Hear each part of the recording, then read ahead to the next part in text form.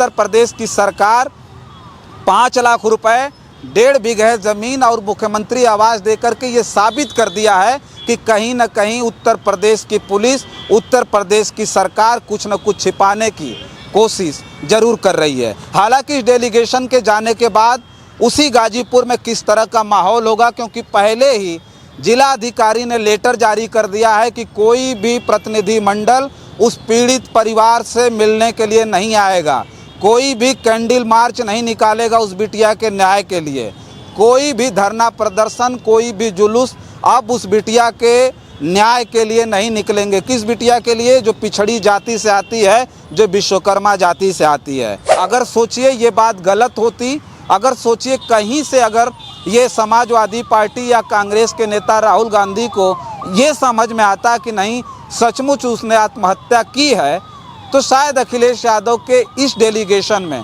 Samajwadi party की इस delegation के लेटर में ये लाइनें नहीं छपती कि उसके साथ गैंगरेप करके उसकी हत्या करके नदी में फेंक दिया गया। ये समाजवादी पार्टी का डेलीगेशन जो अब गाजीपुर जा रहा है कटरिया गांव में, वो डेलीगेशन 5 लाख रुपए की मदद उस पीड़ित परिवार में करने जा रहा है। क्या अगर उनका परिवार उनसे थाने में मिलने के लिए जाता है तो क्या पुलिस इस तरह का व्यवहार करेगी? क्या कहीं किसी वीडियो फुटेज में दिखाएंगे कि सत्येंद्र यादव सत्या ने पत्थर चलाया, ईंटा चलाया? लेकिन ऐसा कुछ भी कोई सबूत उत्तर प्रदेश की गाजीपुर पुलिस के पास नहीं है। साथियों नमस्कार, मैं हूं रजनीश और आप जन आदर्श भारत देख रहे हैं। गाजीपुर में करंडा थाना के कटरिया गांव का जो मामला है, जहां एक 16 वर्षीय निशा विश्वकर्मा के साथ जिन जिन परिस्थितियों में मौत हुई, उसे लेकर के पूरे देश भर में घमासान मचा हुआ है। और क्या क्या उस मामले में हुआ वो किसी से छिपा नहीं है। जो गाजीपुर के कटरिया से खबर आ रही है, सोचिए इतना ज़्यादा दहशत पैदा करने वाली खबर है कि पूछिए मत। उस गांव में जाने के लिए 4-4 लेयर की सोचिए सिक्योरिटी लगाई गई है। सिक्योरिटी इस तरह की है, लोग बता रहे हैं जैसे बॉर्डर क्रॉस करना हो, इस देश से उस देश जाना हो, उस तरह की 4-4 लेयर की सिक्योरिटी उस गांव में जाने के लिए लगाई गई है। पीड़ित का जो परिवार है पूरी तरह से पुलिस छावनी में तब्दील हो गया है। पूरा का पूरा गांव पुलिस छावनी में तब्दील कर दिया गया है। हद तो तब हो गई जब गाजीपुर के डीएम ने आदेश कर दिया, पूरे ज़िले में 163 धारा लागू कर दी गई है, जिसमें कहीं भी इकट्ठा होकर के आप कोई भी पॉलिटिकल कार्यक्रम नहीं कर सकते हैं। आप कैंडल मार्च नहीं निकाल सकते, आप कोई जुलूस नहीं निकाल सकते, आप कोई भी धरना प्रदर्शन नहीं कर सकते हैं।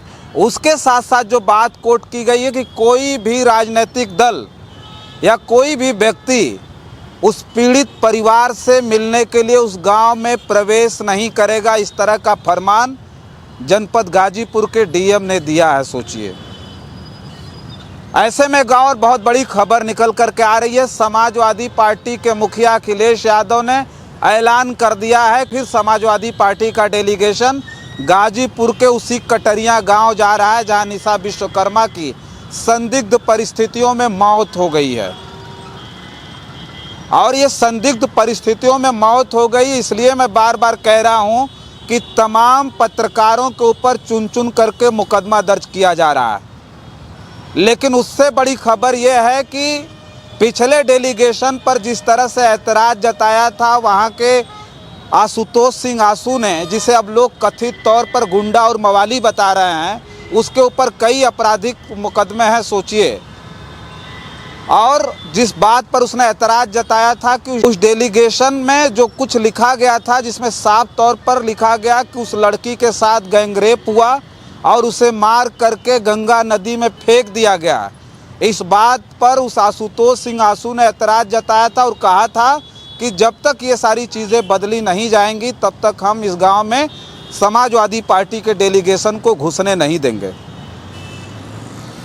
उसके बाद उसने उच्च अधिकारियों को इस बात के लिए ऐतराज़ जताया कि ये समाजवादी पार्टी भ्रामक प्रचार कर रही है, और जिन जिन लोगों ने, चाहे बसावन इंडिया या फिर कोई भी पत्रकार ने ट्वीट किया, अगर लिखा कि नहीं उसके साथ गैंगरेप हुआ, उसकी हत्या कर दी गई है, तो सारे लोगों पर चुन चुन करके मुकदमा दर्ज कर दिया गया है।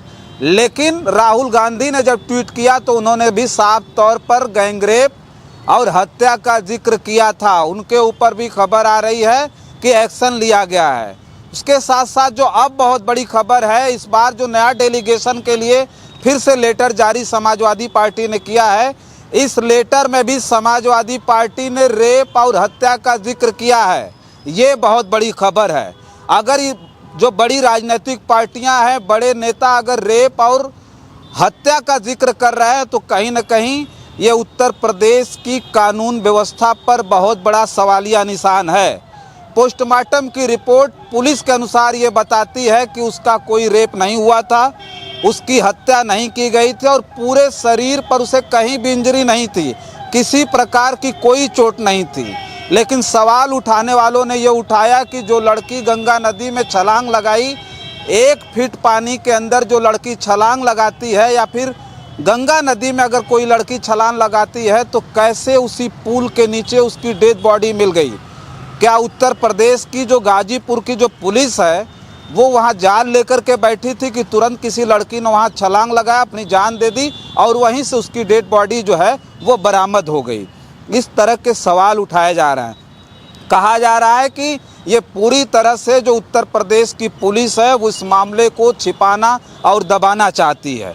लोग कह रहे हैं कि सचमुच में उसके साथ रेप हुआ, उसकी हत्या की गई, लेकिन स्थानीय जो आशुतोष सिंह है वो पूरी तरह से गुंडई के साथ इस मामले को दबाना चाहता है।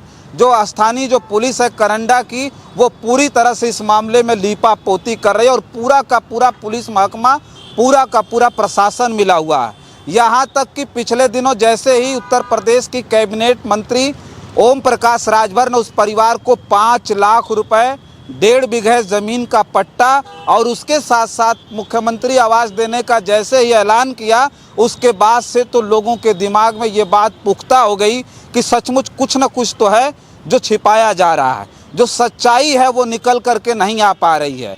लोग कह रहे हैं कि अब जो है उस निशा विश्वकर्मा जिसके मौत के बाद पूरी तरह से प्रशासन, पूरी तरह से जो शासन है, सत्ता है, वो उसके खिलाफ है, तो अब उसे न्याय मिलना बहुत ही मुश्किल है। लेकिन अब अखिलेश यादव ने आज प्रेस कॉन्फ्रेंस किया और उसमें साफ तौर पर ऐलान उन्होंने किया कि ये समाजवादी पार्टी का डेलीगेशन जो अब गाजीपुर जा रहा है कटरिया गांव में, वो डेलीगेशन 5 लाख रुपए की मदद उस पीड़ित परिवार में करने जा रहा है। समाजवादी पार्टी के जो क्रियाकलाप हैं उसे देख करके आपको भी बड़ा अजीब लग रहा होगा। सचमुच हमें भी बहुत अजीब लग रहा है कि वो समाजवादी पार्टी जिसका डेलीगेशन वहां जाता है तो उसके ऊपर पथराव किया जाता है वहां के ग्रामीणों के द्वारा। खास करके वहां जो सामंती सोच रखने वाला आशुतोष सिंह आशू था, उसकी तरफ से लोगों के ऊपर ईंटें और पत्थर फेंके जाते हैं, जान से मारने की कोशिश की जाती है। इसका भी लोग कह रहे हैं कि वहाँ जान से मारने की कोशिश थी लोगों को, और उल्टा उसी समाजवादी पार्टी के नेताओं और कार्यकर्ताओं के ऊपर मुकदमा दर्ज करके उन्हें जेल भेज दिया गया है। जेल जाने वालों में प्रमुख रूप से एक बड़ा नाम आ रहा है। कभी एक वक्त में युवाओं के बीच बड़ा क्रेज था, सत्येंद्र यादव सत्या का नाम जो युवाओं के बीच बड़ा गर्मजोशी से लिया जाता था, और उस पीड़ित परिवार में डेलीगेशन के साथ गए थे। चोटें आई थी सत्येंद्र यादव सत्या को, जो गाजीपुर के सदर हॉस्पिटल में भर्ती थे, और वहाँ से गाजीपुर की जो पुलिस थी ज़बरदस्ती, सोचिए आप, उसी हॉस्पिटल से निकाल करके उन्हें ले जा करके रात में थाने में बंद करती है।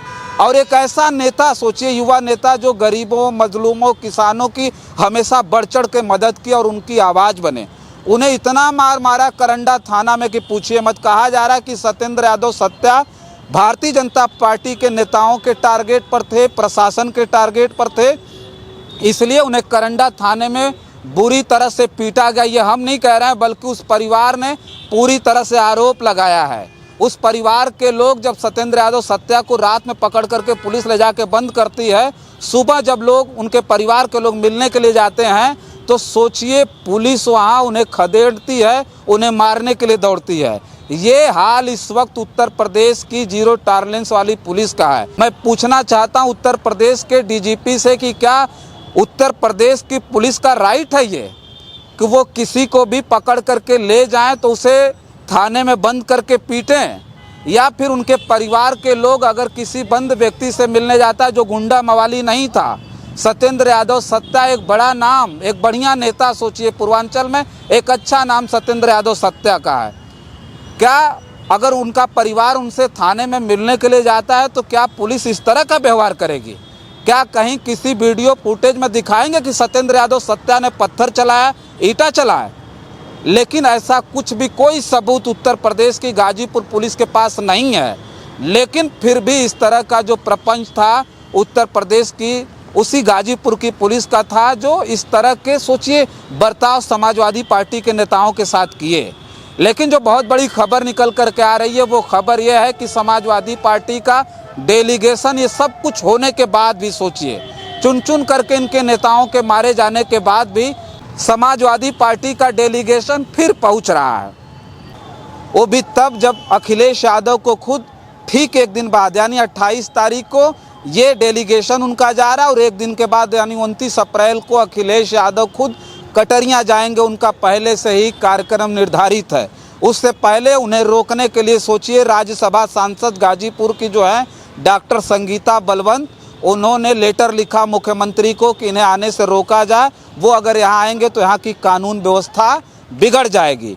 उसके साथ साथ सोचिए कि ओम प्रकाश राजभर गए थे, 5 लाख रुपया ज़मीन और मुख्यमंत्री आवास देने का जो वादा किया, उन्होंने भी सोचिए कहा कि अखिलेश यादव यहाँ राजनीति करने के लिए आ रहे हैं, यहाँ का माहौल ख़राब हो जाएगा।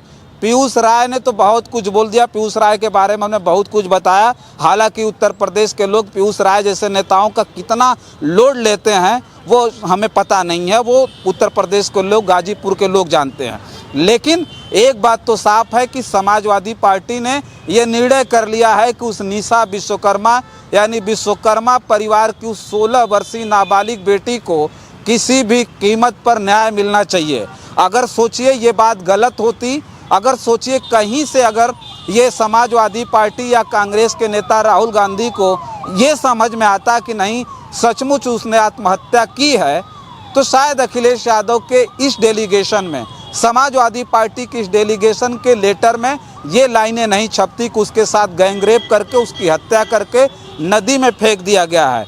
हालांकि उत्तर प्रदेश की सरकार 5 लाख रुपए 1.5 बीघे ज़मीन और मुख्यमंत्री आवास देकर के ये साबित कर दिया है कि कहीं न कहीं उत्तर प्रदेश की पुलिस, उत्तर प्रदेश की सरकार कुछ न कुछ छिपाने की कोशिश जरूर कर रही है। हालांकि इस डेलीगेशन के जाने के बाद उसी गाजीपुर में किस तरह का माहौल होगा, क्योंकि पहले ही जिलाधिकारी ने लेटर जारी कर दिया है कि कोई भी प्रतिनिधि मंडल उस पीड़ित परिवार से मिलने के लिए नहीं आएगा, कोई भी कैंडल मार्च नहीं निकालेगा उस बिटिया के न्याय के लिए, कोई भी धरना प्रदर्शन, कोई भी जुलूस अब उस बिटिया के न्याय के लिए नहीं निकलेंगे। किस बिटिया के लिए? जो पिछड़ी जाति से आती है, जो विश्वकर्मा जाति से आती है।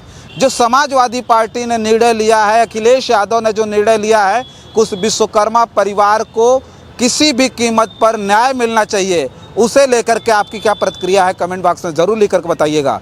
बहुत सारी खबरों के लिए बने रहें जन आदर्श भारत के साथ। हमें दें इजाज़त, नमस्कार।